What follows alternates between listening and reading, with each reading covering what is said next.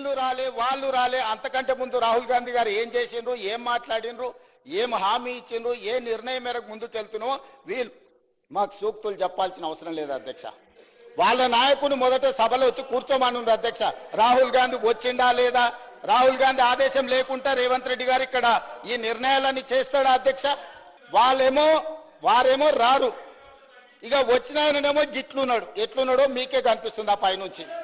ఇట్లాంటి వాళ్ళందరినీ ఇందులోకి తోలి తాను చెడ్డ కోతి అంట వనమల్ల చేడ్చిందంట. అట్లనే ఉంది లేవారం. అందుకే ఆయనకి ఇష్టం లేదు, ఆయన కూడా అందుకే అట్లా అరుస్తున్నాడు అధ్యక్ష. కాబట్టి అధ్యక్ష అది కల్వకుంట్ల కాదు అధ్యక్ష, కల్వకుండా ఉంచడం అన్నమాట. ఎవ్వరు కల్వకుంట ఉండాలి.